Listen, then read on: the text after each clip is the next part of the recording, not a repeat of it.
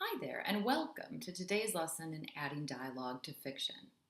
Perhaps you've already written a draft of your story and you want to make it better. Maybe you're just getting started in the writing process and you're wondering about how to use dialogue. Perhaps this has always been a challenge for you. How do you get your characters to sound real, and how do you incorporate what characters have to say with the rest of your narration? Today's lesson, I hope, is going to give you some background to really help you do both of those things and improve your pieces overall. In today's lesson, we're going to talk about why we should add dialogue at all. People talk to each other. They should be talking to each other in your stories. Good dialogue reveals character. It advances the action. You should know how to use dialogue tags and you know how to use them effectively and in a way that does not draw attention to itself. You should think about how to incorporate narration when you are doing dialogue. And of course, you want to punctuate it correctly because you don't want to be that person. I'll have a final word about what to do and not to do. I think that by the end of this lesson, your use of dialogue in fiction will be better. So why add dialogue at all? You're a great prose writer. You are laboring over those paragraphs, trying to choose just the right word, trying to have beautiful, figurative language. You're doing all of the right things. But dialogue can give you an authentic voice that may be missing from your fiction. Good dialogue does something extraordinarily important. It reveals character. Good dialogue gives us insight into what the characters are thinking, and it shows us characters' relationships with one another. Let me show you an example. Look at how David Boulanger in The Shoebreaker uses dialogue to reveal character. "Where is Pinceloup?" "I don't know, sir," replied the clerk. "Baron," the owner said as he turned to speak to the client who had just come in, "my staff and I saw him leave early this morning on your behalf." "What I see," retorted the other, "is that I was counting on my shoes being ready at 4 o'clock. You assured me they would be. It is now 6 o'clock and the dinner is at 8. I don't intend to stand here cooling my heels." "But, sir—" "Don't tell me you're sorry. It is I, my dear man, who am sorry. You can't depend on anyone nowadays." In this little excerpt, we learn so much about the Baron. We learn about his impatience. We learn about his expectations for all of those around him, particularly those he sees in a service industry. Very interesting. And the way he says, "my dear man," certainly tells us something about where he feels he falls in the social hierarchy. Good dialogue can also advance the action in a piece of fiction. Characters show what they are doing, or they reveal their emotions as they are engaged in an activity.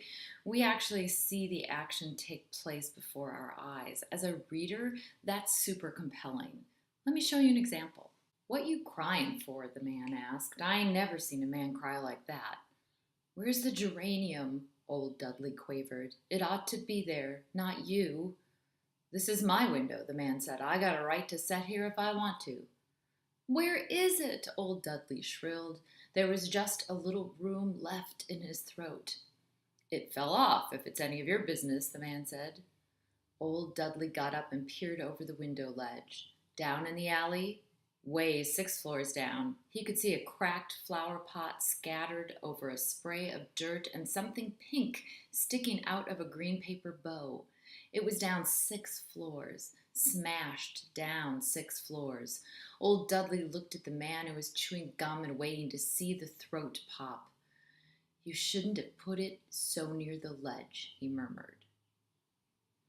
Flannery O'Connor is fabulous at advancing action with dialogue. Right here, we see the geranium had gotten knocked over. We see their exchange. We understand the relationship between these men, which is somewhat complicated.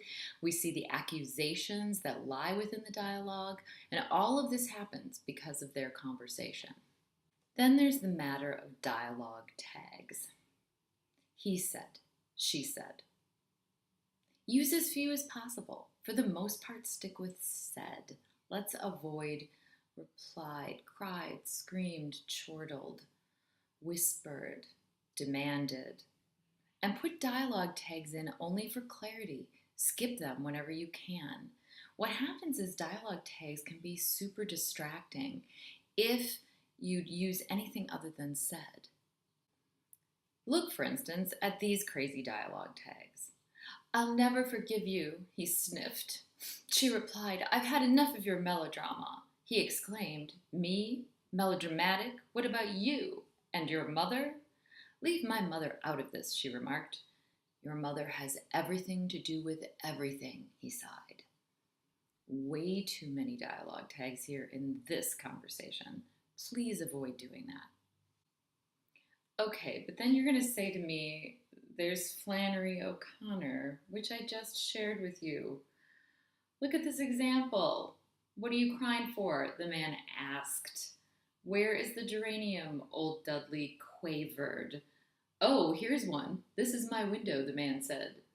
Where is it? Old Dudley shrilled. It fell off, if it's any of your business, the man said. And then, of course, our last one. You shouldn't have put it so near the ledge, he murmured.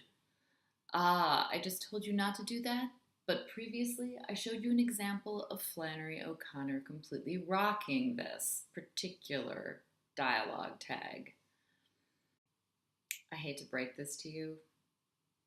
You're not Flannery O'Connor. Please stick with said.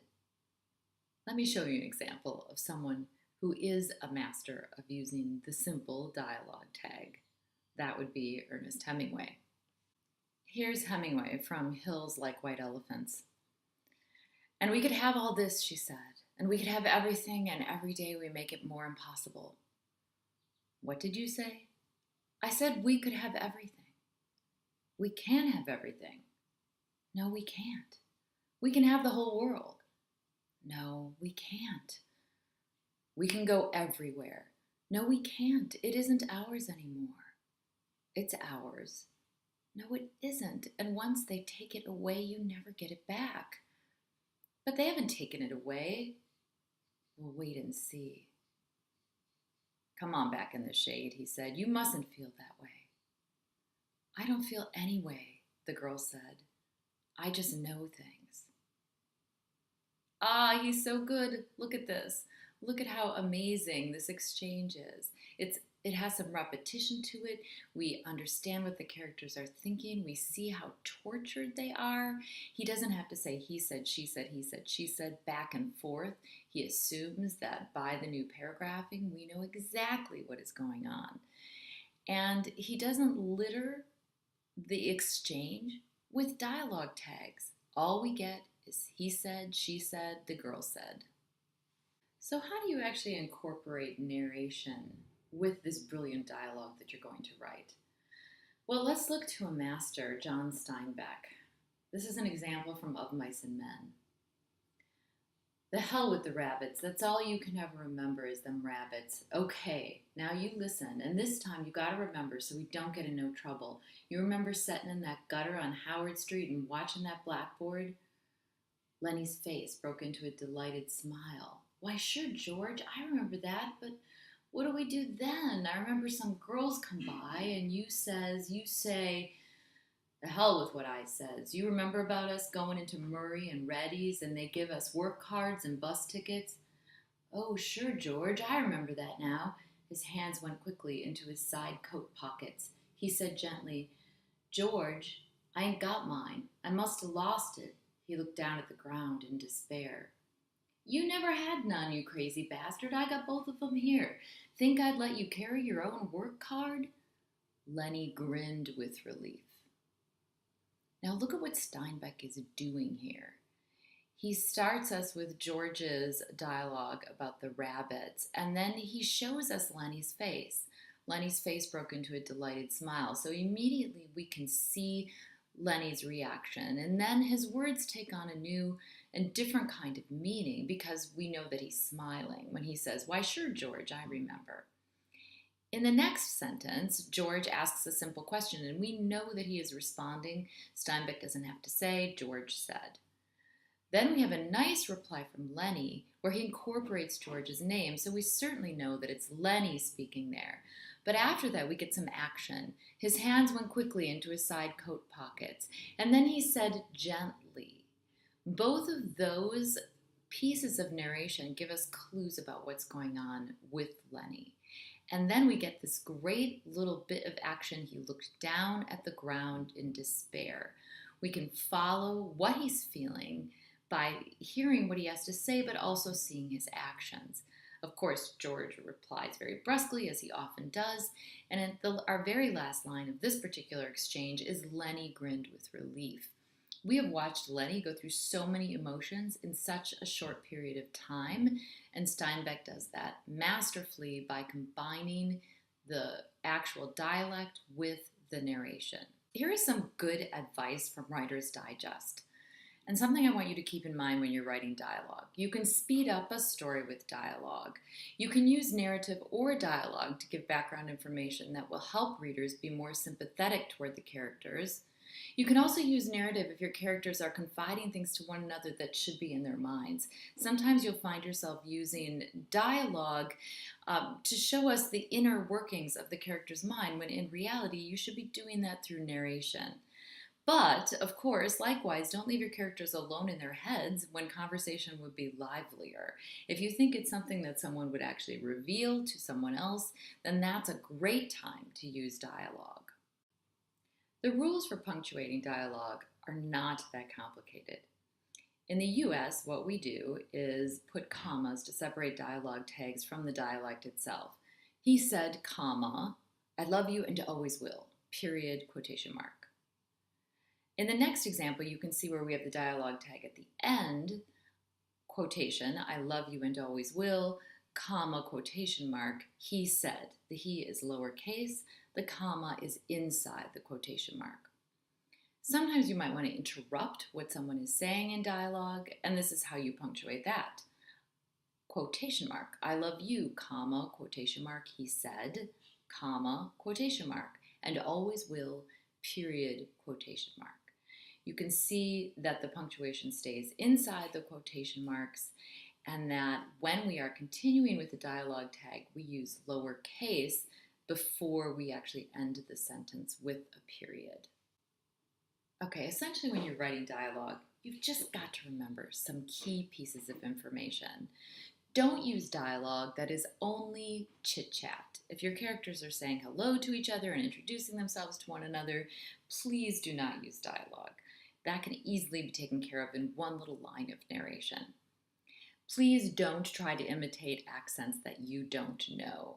In fact, imitating accents can be a tricky business.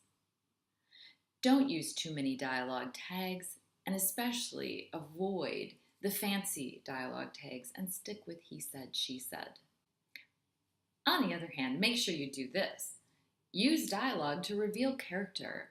Show us what your characters are all about and bring them alive. Use dialogue to advance action to make things happen in your story. Don't hesitate to use fragments. We don't speak in complete sentences. Even I do not speak in complete sentences. Proofread, please. And lastly, read your piece aloud. Make sure it sounds authentic. Make sure it sounds like the real thing. If you followed this advice and carefully apply it to your writing, your short stories are going to have the ring of authenticity. They are going to move along at a clip. They are going to reveal characters to us. They are going to show us the world that you've created. Good luck with your revisions.